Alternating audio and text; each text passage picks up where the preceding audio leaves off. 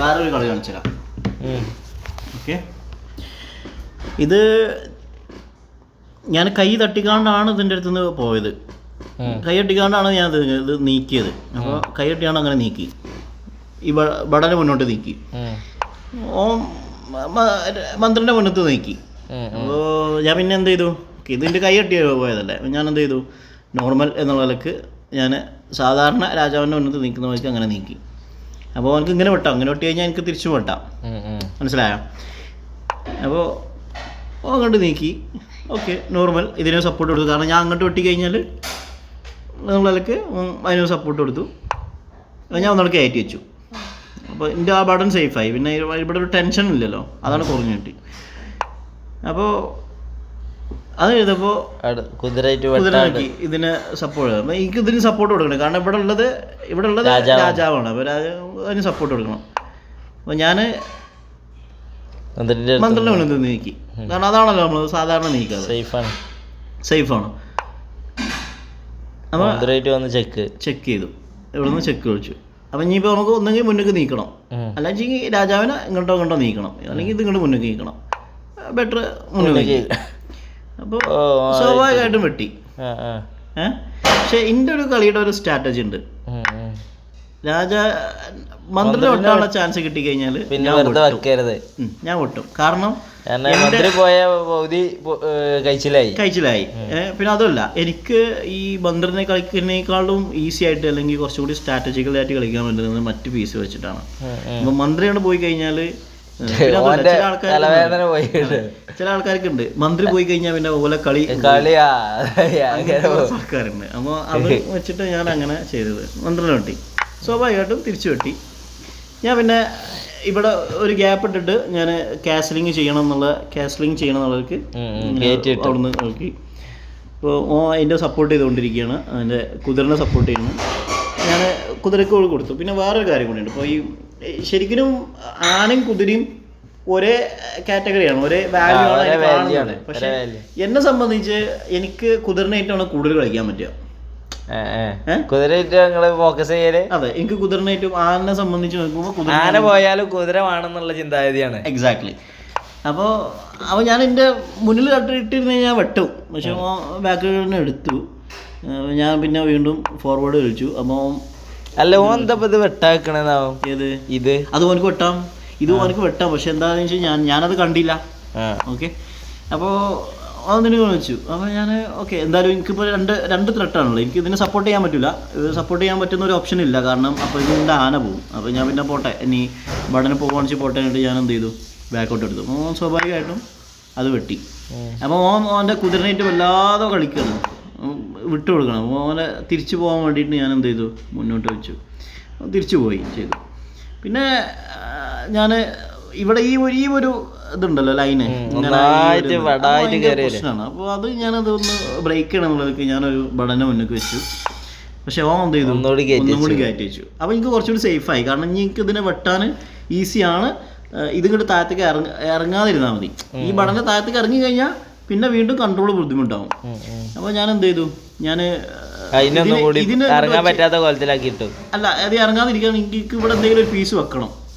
ഇവിടെ പീസ് വെക്കണമെങ്കിൽ, അല്ലെങ്കിൽ ഇപ്പോൾ അങ്ങോട്ട് നീക്കി കഴിഞ്ഞാൽ എനിക്ക് എന്ത് ചെയ്യാം, വെട്ടിയാലും തിരിച്ചു വെട്ടാം. അപ്പോൾ എനിക്ക് പെട്ടെന്ന് എന്ത് ചെയ്യണം, ഇതിനെ മാറ്റും വേണം, എന്നാൽ ഇവിടെ എനിക്കൊരു പീസ് ഇടും വേണം, മനസ്സിലായോ? കാരണം ഇവിടെ ഇങ്ങോട്ടൊരു പീസ് ഇടണം, ഇല്ലാച്ചെങ്കിൽ താഴത്തേക്ക് ഇറക്കും. ഇങ്ങനെ ഇത് താഴത്തേക്ക് ഇറക്കും. ഇത് താഴത്തേക്ക് ഇറക്കുന്നത് പ്രിവെൻറ്റ് ചെയ്യണമെങ്കിൽ എനിക്കിത് ഇങ്ങോട്ട് മുന്നിൽ ഇടാൻ പറ്റില്ല, കാരണം ഇവിടുന്ന് ഇങ്ങനെ വിട്ടുണ്ട്. അപ്പോൾ തന്നെ എനിക്ക് ഇവിടെയും ത്രെട്ടുണ്ട്, ഇതും ത്രെട്ടുണ്ട്, ഇവിടുന്ന് ഇതിനേറ്റും കുതിരനേറ്റും ഇങ്ങോട്ടും പ്രശ്നമുണ്ട്. അപ്പോൾ ഞാൻ എന്ത് ചെയ്തു, കുതിരനെ മാറ്റൂലായി, ഇങ്ങോട്ട് അടുത്ത സ്റ്റെപ്പിന് ഇങ്ങോട്ട് സപ്പോർട്ട് അയച്ചിട്ട് ഇങ്ങോട്ട് വെച്ചു. അപ്പോൾ സ്വാഭാവികമായിട്ടും പിന്നെ ഇവിടെ ഒന്നും ശ്രദ്ധിക്കുന്നില്ല.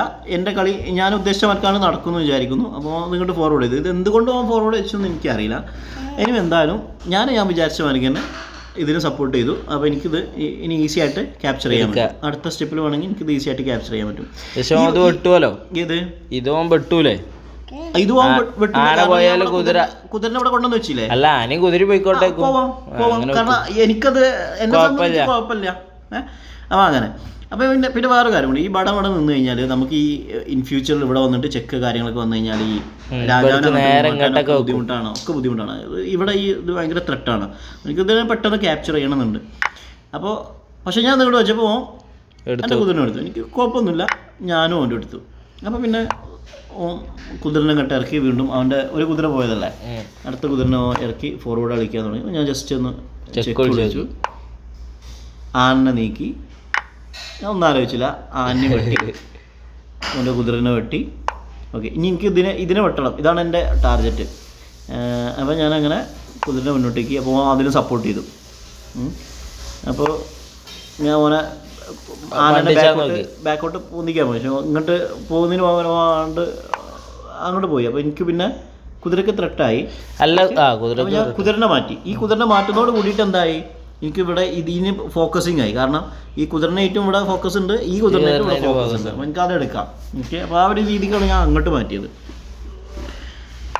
അപ്പോൾ ആ ബാക്കോട്ട് വയ്ക്കുക. അപ്പോൾ ഞാൻ ബാക്കോട്ടൊക്കെ ഇതിനെന്ന് വെച്ച് കഴിഞ്ഞാൽ ഇത് ഇങ്ങോട്ട് വരാക്കാനാ, രണ്ടും കൂടി വരാക്കാനാ. ഏത് ഈ കുതിര ഇങ്ങോട്ട് വെച്ചാൽ ഇത് രണ്ടും കൂടി പോയി കിട്ടും. എക്സാക്ട്ലി, അതും എൻ്റെ ഒരു ഉദ്ദേശം ഉണ്ടായിരുന്നു.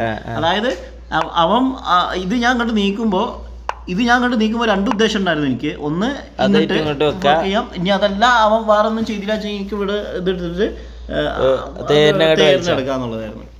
അപ്പോൾ അങ്ങനെ അത് കണ്ടപ്പോൾ അങ്ങോട്ട് വെച്ചു. ഓക്കെ, ഞാൻ എന്തായാലും എൻ്റെ സെക്കൻഡ് പ്ലാനായിരുന്നു, പ്ലാൻ ബി ആയിരുന്നു. പ്ലാൻ ബി പ്രകാരം ഞാനത് ഇതെടുത്തു, കാസ്ലിങ് ചെയ്തു, ഞാനും കാസ്ലിങ് ചെയ്തു. എനിക്ക് ആനിട്ട് ഇതെന്തിനു ചെയ്തു എന്ന് എനിക്ക് അറിയില്ല, കാരണം ഇതിൽ വന്നിട്ട് വല്ല കാര്യം ഉണ്ടായിട്ടൊന്നും ഞാൻ കാണുന്നില്ല. അതിന് എന്തായാലും ഞാനത് ഈസി ആയിട്ട് മാറ്റി. അപ്പോൾ അവൻ്റെ കുതിരനെ ഇതാക്കി. പിന്നെ ഞാൻ അവൻ്റെ ആനക്ക് ഓനത് ഒഴിവാക്കണമെന്നുള്ളതുകൊണ്ട്. ഓക്കെ, അപ്പോൾ ആന ബാക്കോട്ട് വെച്ചു. സ്വാഭാവികമായിട്ടും ഞാൻ ഇവനെ വീണ്ടും ത്രെറ്റ് കൊടുക്കണം എന്നുള്ളതൊക്കെയാണ് ഞാൻ ഇത് ആ കുതിരനെ അവിടെ നിന്ന് മാറ്റിയത്. പക്ഷെ ഇവിടെ നിന്ന് വെച്ച് കഴിഞ്ഞാൽ ഇതിനായിട്ട് ആക്കി കഴിഞ്ഞാൽ പിന്നെ ഞാൻ കുടുങ്ങും. അങ്ങനത്തെ ഒരു കണ്ടില്ലായിരുന്നു. ആക്ച്വലി ഞാൻ ആ ബടനെ വെട്ടുന്നത് ഞാൻ കണ്ടിട്ടില്ലായിരുന്നു. അപ്പോൾ ഓക്കെ, പിന്നെ ഞാനത് ഫോർവേഡ് കളിച്ചു. ഈ ഫോർവേഡ് കളിക്കാൻ പ്രത്യേകിച്ച് കാരണമൊന്നുമില്ല, ഞാനൊരു കളി കളിക്കണം എന്നുള്ളതൊക്കെ. പിന്നെ അതല്ല, ഞാൻ വേറെ കാര്യം കൂടിയുണ്ട്. ഇവിടെ ഇപ്പോൾ ക്യാസ്ലിങ് ചെയ്തിട്ട് ഇവൻ്റെ രാജാവ് ഇവിടെ ഈ ഒരു ഭടന്മാരുടെ ഒരു ഇതിൽ നിൽക്കണം. അപ്പോൾ എനിക്ക് ഇവിടെ നിന്ന് ജസ്റ്റ് ഓപ്പൺ ചെയ്യണം. കാരണം ആനുണ്ടെങ്കിൽ മന്ത്രി ഉണ്ടെങ്കിൽ എന്ത് ചെയ്യാം, നമുക്ക് ഇതിൻ്റെ ഉള്ളിലേക്ക് ആക്സസ് ഉണ്ട്. പക്ഷേ ഇവിടെ ആക്സസ് ഇല്ലാത്തതുകൊണ്ട് എന്ത് ചെയ്യണം, നമുക്ക് അതിന് ഇവിടെ കട്ട് ചെയ്ത് കണ്ട് ഇവിടെ നിന്നോട് റിമൂവ് ചെയ്തെങ്കിൽ നമുക്ക് തേരിനെ കൊണ്ട് ഇറങ്ങാൻ പറ്റുള്ളൂ. ഓക്കെ, അപ്പോൾ അതുകൊണ്ട് അങ്ങനെ ചെയ്തു. അപ്പോൾ ഞാൻ ഇതിനെ ഫോർവേഡ് ചെയ്യാൻ എന്നുള്ളതാണ് എൻ്റെ പ്ലാന്. അപ്പോൾ ഇത് വെട്ടിക്കഴിഞ്ഞാൽ തിരിച്ചു വെട്ടാം, അതിന് സപ്പോർട്ട് കൊടുക്കാം എന്നുള്ളതൊക്കെ ഞാൻ എന്ത് ചെയ്തു, അങ്ങനെ ചെയ്തു. അപ്പോൾ ഓൻ്റെ ബടനെ മുന്നോട്ട് നീക്കി, ഞാൻ രണ്ടും കൽപ്പിച്ച് മുന്നോട്ട് നീക്കി. കാരണം എനിക്ക് ഈ പോയിന്റിൽ എനിക്ക് ഇവിടെ ഒരു ബടനുണ്ട്, ഇവിടെ ഒരു തേരുണ്ട്. പിന്നെ അവൻ അങ്ങോട്ട് വെട്ടി കഴിഞ്ഞാൽ അവനക്ക് ആന മാത്രമേ ഉള്ളൂ. ഓക്കെ, അപ്പോൾ എന്തായാലും അവൻ വിചാരിച്ച മാതിരി തന്നെ അത് വെട്ടി, ഞാനും തിരിച്ചു വെട്ടി. അപ്പോൾ ഇനി അവൻ വെട്ടി കഴിഞ്ഞാൽ എനിക്കിവിടെ തേരുണ്ട്. ഓക്കെ, അപ്പോൾ അങ്ങനെ വെട്ടി കഴിഞ്ഞാൽ അവർക്ക് തേരുണ്ട്. പക്ഷേ അവൻ കളിച്ചതെന്ന് വെച്ച് കഴിഞ്ഞാൽ അവൻ ആനനെ മാറ്റി. ഇപ്പോഴാണ് ഞാൻ ശരിക്കും ആലോചിച്ചത്, ഇത് ശരിക്കും അവൻ ചെയ്ത് ഭയങ്കര ഫോൾട്ടാണ്. അപ്പോൾ ഈ തേരിനോട് അവൻ ത്രെട്ട് കൊടുത്തത് അത് ഭയങ്കര ഒരു ഫോൾട്ടായിട്ടാണ് എനിക്ക് തോന്നിയത്. ഞാൻ എന്ത് ചെയ്തു, ഓക്കെ എന്തായാലും ഞാൻ വേറൊരു കളി കൂടി കണ്ടിട്ടുണ്ട്, അതാണ് കാണിച്ചു തരാം. അതോട് കൂടിയിട്ട് അവൻ്റെ ചെക്ക് എന്നുള്ളത് ഇപ്പോൾ ചെക്ക് മേറ്റ് ആവാൻ പോവുകയാണ്. കാരണം ഇപ്പോൾ ഞാൻ ഈ കളി കണ്ടത് എന്ന് വെച്ച് കഴിഞ്ഞാൽ ഓക്കെ, ഞാനിത് നീക്കിയോട് കൂടിയിട്ട് ഇപ്പോൾ ഇവൻ്റെ ലാസ്റ്റ് ചാൻസാണ് അവനക്ക് വേണമെങ്കിൽ അവൻ്റെ രാജാവിനെ രക്ഷിക്കാൻ വേണ്ടിയിട്ട്. ഓക്കെ, ചെക്ക് മേറ്റ് ആവാൻ പോകണം. അപ്പോൾ ഇത് നീക്കി എന്നുള്ളത് ഒരു ഫോൾട്ടാണ്. പക്ഷെ അവൻ ഇവിടെ ശരിക്കും ഇവിടെ ഈ രാജാവിനെ ആക്കണമായിരുന്നു. പക്ഷെ ഞാൻ അവിടെ ഇങ്ങോട്ട് ഇറങ്ങി, ഇതോട് കൂടിയിട്ട് ഇവിടെ ത്രെട്ട് കൂടിക്കൊണ്ടിരിക്കുകയാണ്. അവൻ പെട്ടെന്ന് അല്ലെങ്കിലും അപ്പോൾ എൻ്റെ തേരിനെ ഇതാക്കുന്ന വേണ്ടിയിട്ട് മുന്നോട്ട് വരുന്നത്. പക്ഷെ അവൻ ഇവിടെ ഈ ബാക്ക്ഗ്രൗണ്ടിൽ നടക്കുന്ന കളികൾ അവൻ കാണുന്നില്ല ഒന്ന്. ഓക്കെ, ഇപ്പോൾ ഭയങ്കര ത്രെട്ടായി. കാരണം എനിക്ക് ഈ തേരിനെ താഴത്തേക്ക് ഇറക്കി കഴിഞ്ഞാൽ ചെക്ക് വിളിച്ച് കാണാണ്ട് ഒക്കെ പ്രശ്നമാകും. അപ്പോൾ എനിക്ക് എത്രയും പെട്ടെന്ന് ഇവിടെ ക്ലിയർ ചെയ്യാം. പക്ഷെ അവൻ ക്ലിയർ ചെയ്യുന്നതിന് പകരം അവൻ എന്ത് ചെയ്തു, ഇതിനേക്കാൾ ഉപരി എന്താ വേണ്ടത്, ഈ ബടനെ മുന്നോട്ടിട്ട് മറ്റു കാര്യങ്ങൾ ചെയ്ത് കണ്ട് ഇവനക്ക് ഇവിടുന്ന് എസ്കേപ്പ് ആവാനുള്ള വഴിയായിരുന്നു ഉണ്ടാക്കേണ്ടിയിരുന്നത്. ഇത് സംഭവം ഈ കളി പറ്റൂല, ചെക്കാണ് ഓൾറെഡി ഇവിടെയും ചെക്കാണ്. അപ്പോൾ അവനക്ക് ഇവിടുന്ന് എസ്കേപ്പ് ആവാനുള്ള വഴി ഈ ബടനെ ഇവിടെ നിന്ന് എടുത്തിട്ട് മുന്നോട്ട് വെച്ചിട്ടോ അങ്ങനെ വെച്ച് നോക്കണമായിരുന്നു. അതും അവൻ ചെയ്തില്ല. അതോട് കൂടിയിട്ട് ഞാൻ ചെക്ക് വിളിച്ചപ്പോൾ അവനക്ക് മനസ്സിലായി ഓക്കെ കളി തീർന്നു. കാരണം അത് തീർന്നും ചെയ്തു. കാരണം ഇനി അതിൽ ഓപ്ഷൻ ഇല്ല. അവനക്ക് ആകെ ഓപ്ഷൻ ഉള്ളത് വെച്ച് കഴിഞ്ഞാൽ രാജാവിനെ അങ്ങോട്ട് നിൽക്കാൻ പറ്റില്ല, അങ്ങോട്ട് വരില്ല. അപ്പോൾ റിസൈൻ ചെയ്തു, ഞാൻ വിൻ ചെയ്തു. ഓക്കെ, അപ്പോൾ റിസൈൻ ചെയ്തോ? റിസൈൻ ചെയ്തു. അല്ല, ഇത് ഇങ്ങോട്ട് ഇറക്കിയാല് കിട്ടൂല. ഇറക്കി കഴിഞ്ഞാൽ ഞാൻ അവിടെ ചെക്ക് വിളിക്കും, കയറ്റി വിളിക്കും. അപ്പൊ ഞാൻ അത് താഴത്തേക്ക് ഇറക്കി ചെക്ക് മേറ്റ് ആയി. ഇനി ചെക്ക് മേറ്റ് ഒഴിവാക്കാൻ പറ്റില്ല, കഴിഞ്ഞു, കളി കഴിഞ്ഞു. ഓക്കെ, അപ്പോൾ അങ്ങനെയാണ് കളി. ഓക്കെ.